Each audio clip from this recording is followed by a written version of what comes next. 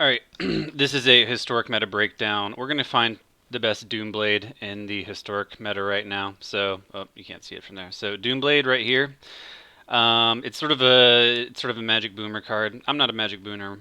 I'm a Magic Millennial. I came during Scars of Mirrodin. I've been playing for a long time. I went to a tournament or two.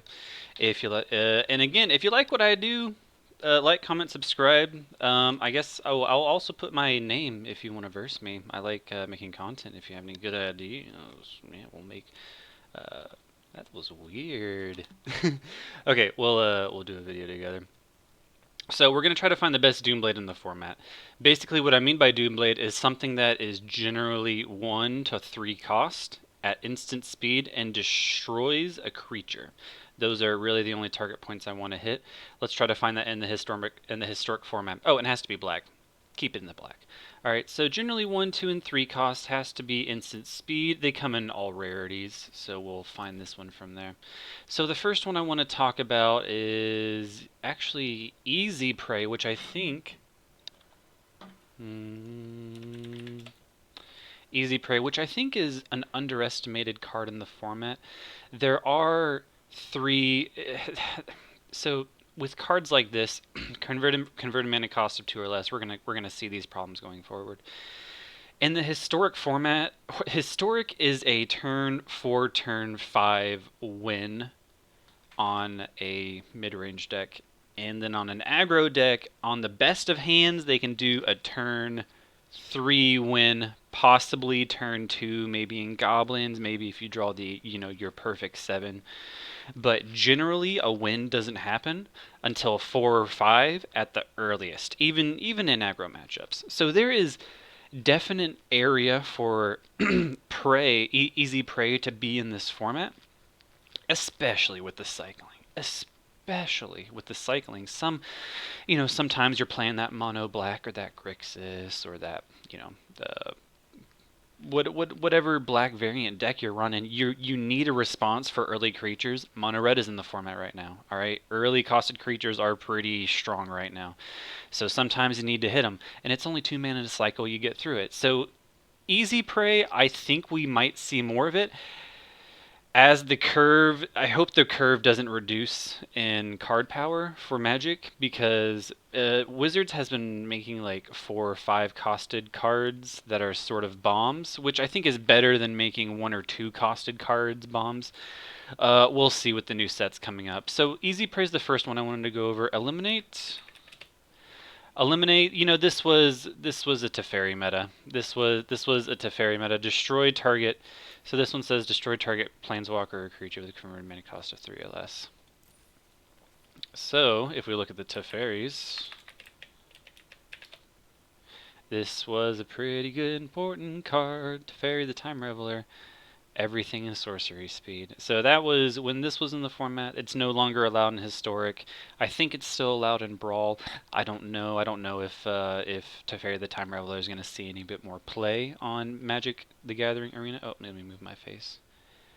Yeah, Eliminate does not work with Teferi Time Raveler. Or Eliminate works well against Teferi Time Raveler formats. However, we're not in that anymore.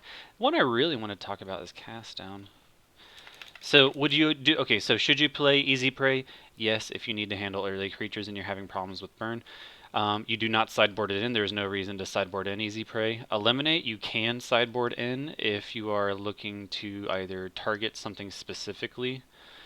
And then the next one I want to talk about is Cast Down. Sing a thing. Oh, hello. Cast Down, destroy target non-legendary creature. Well, this is great. Some stuff is legendary. This is gonna work well 90% of the time. So this is a great main decker, but it's just not gonna hit some things. Some things it's just not gonna touch, and you're gonna need other responses for those answers. Lures. I mean, come on. What deck doesn't want to play Lures? And then okay, so let's just take a look at uh, some of the stuff that is legendary. Probably going to be mythic rare.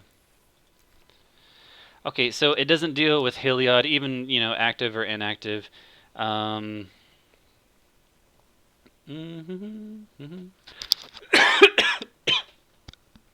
Excuse me, cough, cough, cough. Questing Beast, you need to deal with Questing Beast. That's going to be a hard one. Yeah, honestly, yeah, it's a really nice card. It works 95% of the time, but the thing that works also another 95% of the time is Heartless Act. Oh, how do you spell heart? Oh, I know the conditions for the card. I just don't know the act is easier to spell. Okay, Heartless Act. This is really, really good, except when you're dealing with Nissa. Nissa the Planeswalker. It has some weird interactions with Gideon whenever he's a creature, so that's pretty fun. But aside from that, this should take care of most of anything that's going to hit the board. You're going to have a harder time maybe against mono white 1/1 life gain decks, stuff like that. Nissa decks that are ramping into Ugin, you're not going to be able to kill off those. Well, no, wait, that's why the 3 counters thing is on there. Let's see, what really... There is this card that it doesn't interact with well, but it's not really in the format. Okay, so those colors... Oh, here we go. Dreadhorde Butcher. There's a lot of Rakdos 2-drops that are really good that aren't getting played. So Dreadhorde Butcher, Stormfist Crusader, and Crocs. Well, Crocs is obviously getting played a lot. Oh wait, here you go. The Labyrinth Raptor. I think this card is much better than people are making it out to be. But you know, unless those decks are starting to become prevalent, I was running off on a tangent talking about Rakdos. Yes, Heartless Act. Heartless Act and Cast Down are probably the 2 best cards, the 2 best Doomblades in the format, and they should be the primary considerations for main decks. I think Easy Prey should be a good backup. One that used to be really popular was Noxious. People played Noxious Grasp a lot.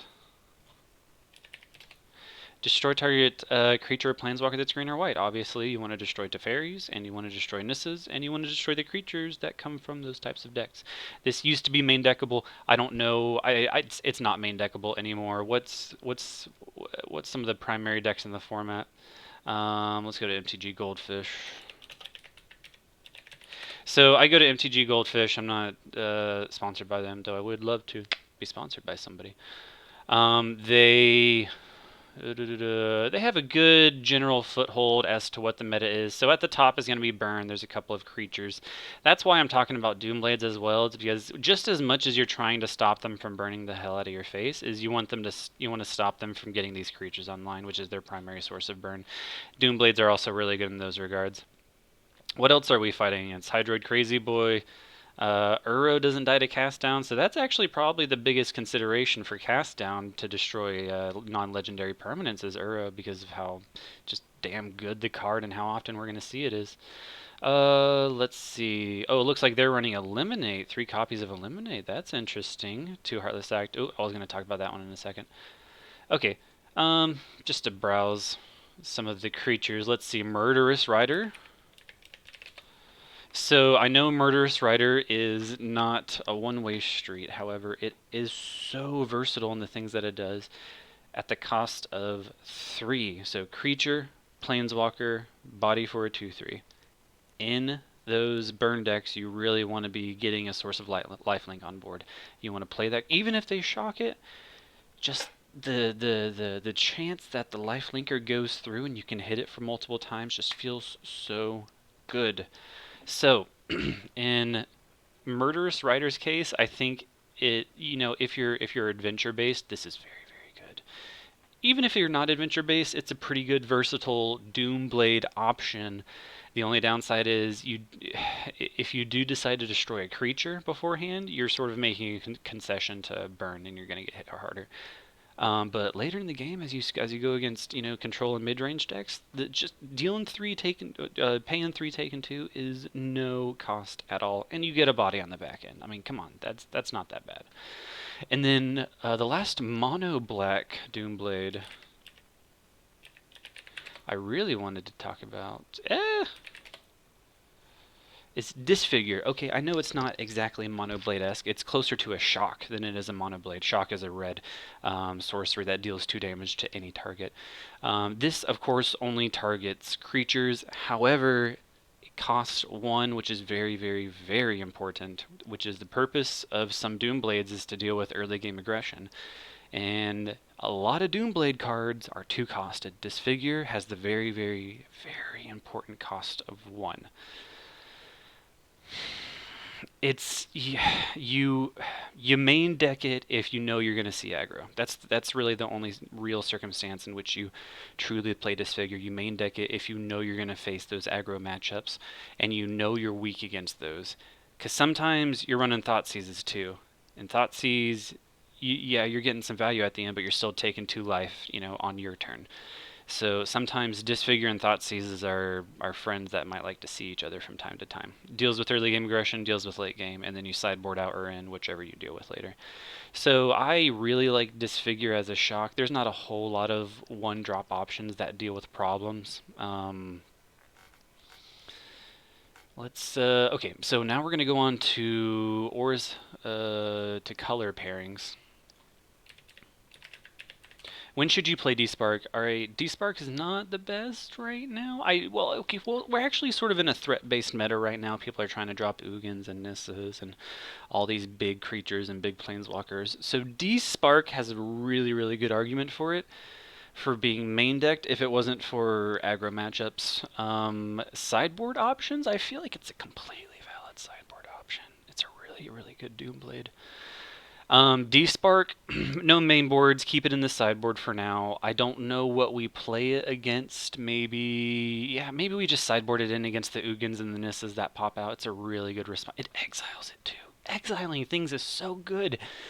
And just mana cost of 4 or greater, it's incredibly flexible when dealing with the big threats. Good sideboard card. We'll see. Dire Tactics. Oh my god. Exile target creature. You lose life equals 2 of toughness. That's the text on this card. Exile target creature. You lose life equal to his toughness. That's the only text on this card. Don't worry about that human stuff. Is it worth it? Not in an aggro meta. Not in a meta where people are playing burn magic. Prevalently. People are really playing burn magic right now. Excuse me. It is not viable right now. If burn ever goes to the wayside, if Wizards gives us more lifelink options coming out going forward, what are we doing? We're getting the time spiral block. I don't know what sort of lifelink options those are, and we're getting the new expansion of Zendikar. So I've seen a couple of the spoilers. They're pretty good. We will see. The human text comes into this card on occasion, but it's not often. It's really, you play this to just deal with something that really needs dealt with. Earthshaker Kenra is a perfect example of something you want to deal with this. Of course, that's aggro again. There's an argument, actually. There's a tiny argument. Is it the best one? No. Mortify. I want to make this card so good. I want to make this card good. Yeah. Mortify, it's it costs 3. It just deals with the creature, or it deals with an enchantment. There's a couple enchantments coming out of here with the sacrifice decks and stacking enchantments on creatures. Like, it's, people are playing the Boggle strategies. People are doing all that. This might be a good option in the main deck. Maybe like a 1 or 2 of. Don't go crazy with these Mortifies. There's no reason to be playing oodles and noodles of them. Oath of Kaya, I actually wasn't going to pull up, but it's sort of a Doomblade, but it deals damage in that respect. But it just has so much benefit. Oath of Kaya is probably better than Mortify in most circumstances, to be honest. That is it for the black-white options. Black-blue options, let's go to Drown in the Loch. So I didn't really want to do Drown in the Loch right here. I really didn't want to do Drown in the Loch because graveyard strategies are a little like Graveyard Hate is really strong right now. I don't want to I don't want people to play more of this because it honestly makes my Scavenging Ooze worse. Because then other people are going to play Scavenging Oozes, and then I'm going to get in Scavenging Ooze fights. I don't want Graveyard to be good because I like having Graveyard Hate in the main deck, and I like playing Scavenging Ooze and Rest in Peace so much. Scavenging Ooze, Rest in Peace, and Grafdigger's Cages are the three most feel-good cards in all of Magic. Just knowing you've shut down an entire part of your opponent's deck. I don't want this to be good, but there are circumstances in which this is an outstanding card. But you're going to need to fill up your graveyard. Tyrant Scorn. I just typed T. Tyrant Scorn. So this is a hard card. Cost 2. Obviously, it's in Dimir colors. Destroy target creature with converted mana cost of 3 or less. That's probably going to be the most used function. You will almost never return an opponent's creature to hand. You will more often than not return your own creature to hand because you can't kill anything that's converted mana cost of 3 or less, because you're going to face those decks that don't play creatures. And this doesn't have any text. So you play creatures and you want to save your creatures so you bounce them back to your hand, and that's really the only circumstance in which this card really gets played, is if you have a variation of creatures that you want to bounce back to your hand. That is the utility with this card when you're not facing against creature decks. Oh, it just feels good to just bounce your own things back to your hand as your opponent board wipes. Oh, it feels so good. It feels so good. Oh dear, oh dear. So that's the black-blue options. Let's talk about the black-red options. Bedevil. You only play this in Rakdos colors. You don't play this in any other circumstance because the cost is 3. This should honestly have one colorless, a black and a red. At least in compared to modern day Magic, you know, the power creep has sort of gone up.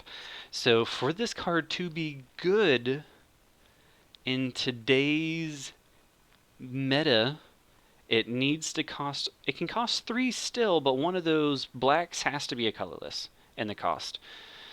If, you know, Wizards wants to print something like that, that'd be completely viable. However, the 2 black and 1 red is actually quite costly, and it goes into a very select few decks because of that. So Rakdos is really the only circumstance, maybe a Grixis, maybe a Jund, as like a 1 or a 2 of, but you never really want to commit too hard to Bedevil.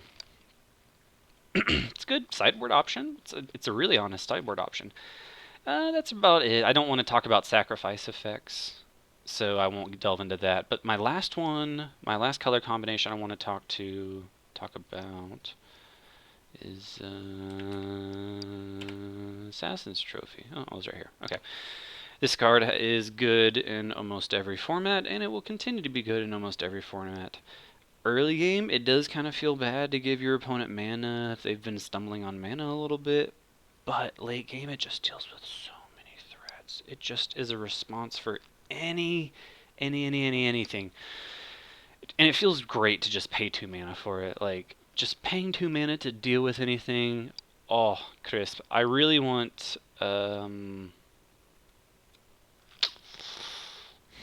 same colors, destroy target permanent with converted mana cost of 3 or less, can't be countered. I really want that in the format, but counter isn't really all that strong in the format, so I'm not too concerned. Like, Dovin's Veto is really nice.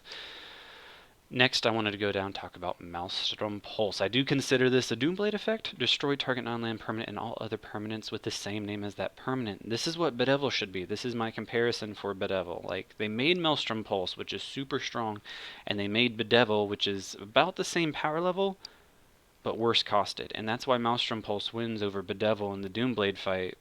If you're choosing colors, you probably want to choose green, but you know, in the Doomblade fight, because this does so much more for such a better cost in comparison. If you're in the Rakdos colors, you deal with it, but you want to lean more towards Maelstrom Pulses. That is it. That's it for the Doomblades. Hope you liked my video. Catch me on Twitch, Coons Games. I'll put it down below. Let me know what you think. Peace.